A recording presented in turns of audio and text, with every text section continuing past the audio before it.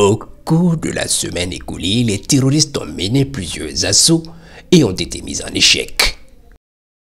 Konglouré au centre-est, Tanyoko au centre-nord, Popemengao vers Djibo, Méné au centre-est et autres.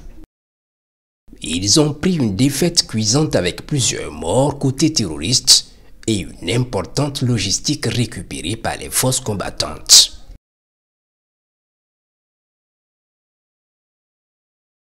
Dans cette même semaine, des offensives de nos forces combattantes ont été menées sur plusieurs bases. Les plus importantes sont dans la boucle du Moon, avec plusieurs terroristes neutralisés et du matériel récupéré. Au centre-nord, un assaut a permis de neutraliser un groupe terroriste et récupérer du matériel lourd, dont ce mortier et des obus. Des embuscades tendues dans les régions de Bogandi ont mis en déroute plusieurs groupes terroristes. Dans cette même semaine, les renseignements font cas d'une attaque d'envergure sur une cible importante dans les jours à venir par les terroristes défaits au Mali, en renfort au groupe agissant au Burkina. Le ciel est donc pris d'assaut pour la surveillance. Plusieurs diversions auront lieu comme ce matin du 26 novembre, vers 11 h où les vecteurs détectent l'arrivée d'un groupe de criminels à Yaktibo, au centre-est, suite à une alerte. Ils stationnent sous des arbres, effectivement en coordination de leur attaque.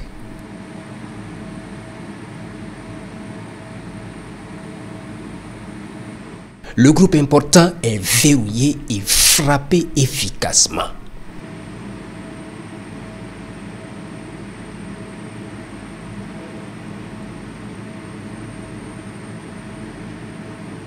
Les autres vont prendre leur jambe au cou. Les cadavres sont visibles depuis le ciel.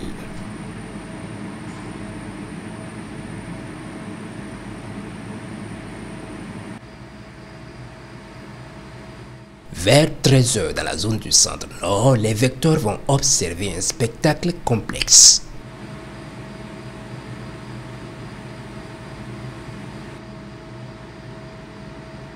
Deux groupes terroristes en mouvement en sens inverse à toute allure et sans arrêt. Une pure diversion.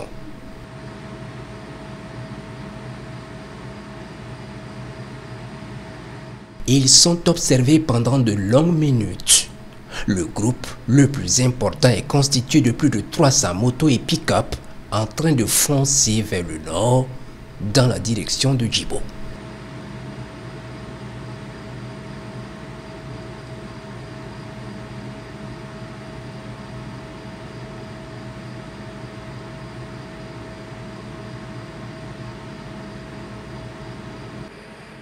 Le petit groupe fonce vers le sud. Ils sont observés par les vecteurs. 14 h. Les unités d'observation du 14e RIA rendent compte d'environ 800 terroristes en train de foncer sur Djibo en provenance de la zone de Nassombo.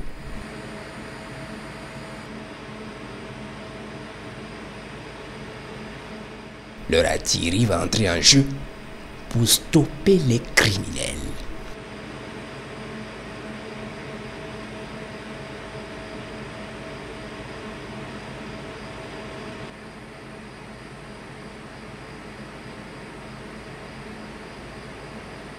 Drogués à mort, ils avancent sous les roquettes droit sur Djao Djao, ce quartier périphérique de Djibo.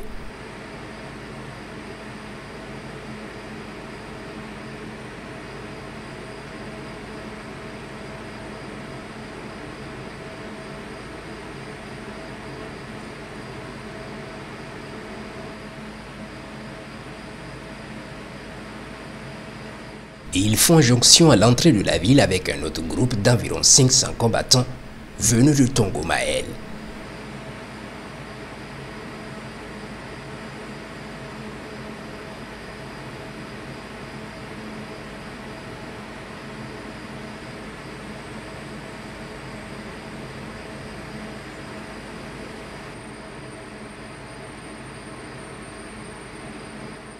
Armés de pick-up, motos et d'autres à pied, ils foncent droit sur leur objectif.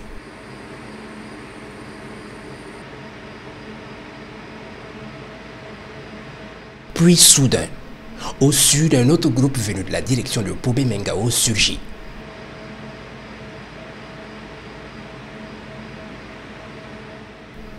On y dénombre environ 1 millier avec plusieurs pick-up et un véhicule blindé. Ils avancent tous comme des fourmis sur la base.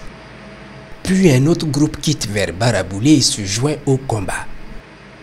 Les vecteurs de surveillance de la base les observent avancer puis engagent le combat à un moment donné. On peut voir un véhicule blindé des criminels foncer sur le mur de la base pour faire une brèche. Les vaillantes forces tiennent les autres en respect par un feu nourri.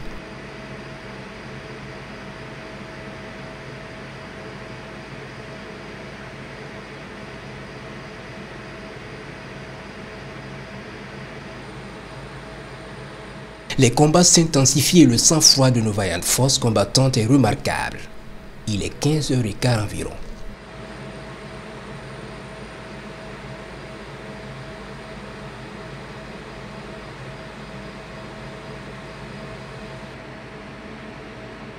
Ne trouvant pas la possibilité de pénétrer par la brèche, ils décident de s'attaquer à un poste de combat pour espérer rentrer par là, mais les hommes restent stoïques.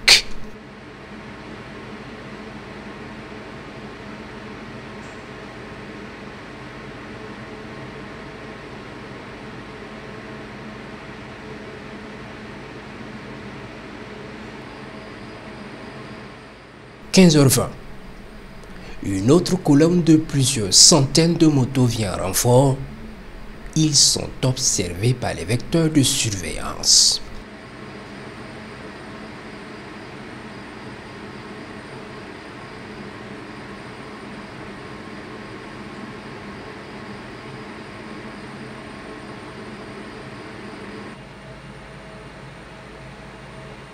Ils migrent vers les deux brèches ouvertes par le blindé et essaient de pénétrer la base. Impossible. Les combattants les en empêchent par une résistance héroïque.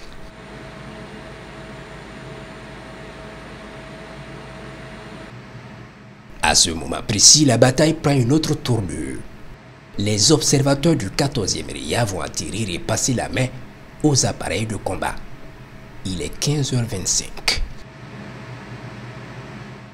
Les vecteurs aériens prennent très vite la température à l'approche et coordonnent avec les troupes au sol.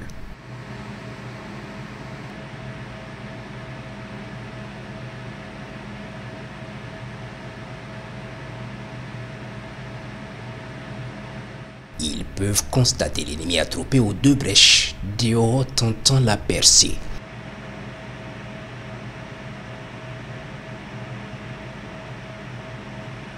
Ils choisissent un groupe à la première brèche puis lâchent un missile d'une violence extrême sur leur tête.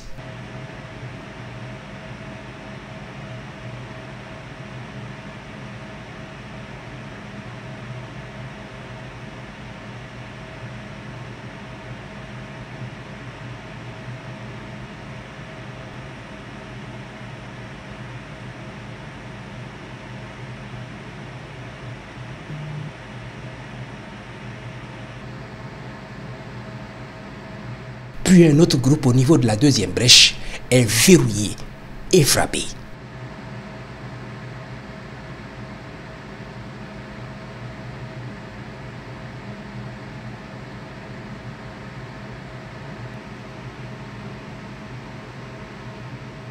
Les criminels commencent à battre en retraite, mais pas pour longtemps parce qu'ils vont revenir à la charge avec un autre groupe qui vient d'arriver en renfort.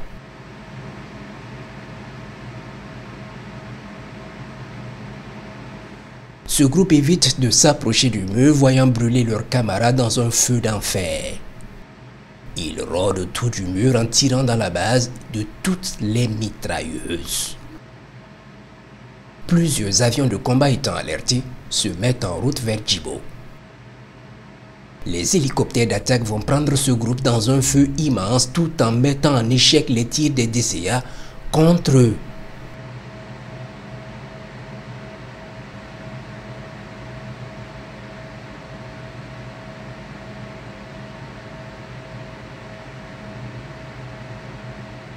Ils finissent par commencer à fuir en prenant plusieurs directions. Les avions de chasse vont neutraliser une colonne en fuite vers Nasumbu, à quelques kilomètres de la base. À 18 h, les vecteurs aériens sillonnent la base. Elle est intacte. Nos vaillants combattants sont en mouvement à l'intérieur et se reconstituent après le combat.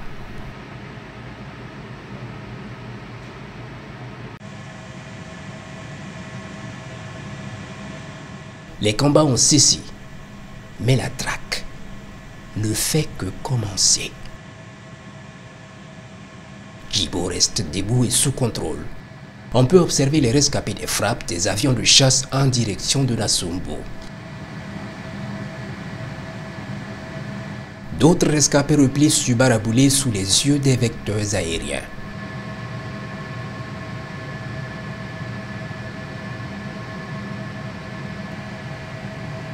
Le pick-up monté de mitrailleuses est verrouillé d'abord puis frappé efficacement.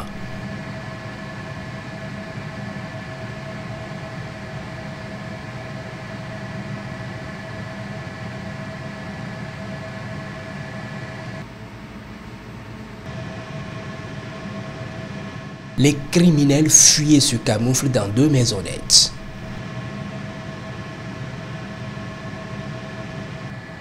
Ils sont verrouillés dans la première maisonnette et frappés efficacement.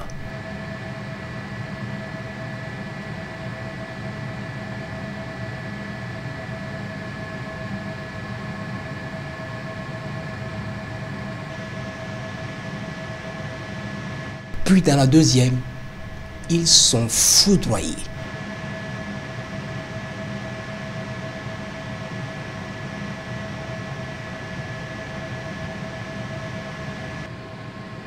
Une autre colonne en fuite vers le sud est verrouillée par les vecteurs.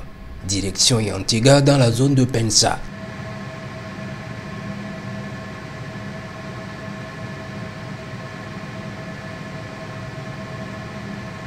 Soudain, ils se mettent à couvert sous un grand arbre. Ils sont verrouillés et frappés avec succès.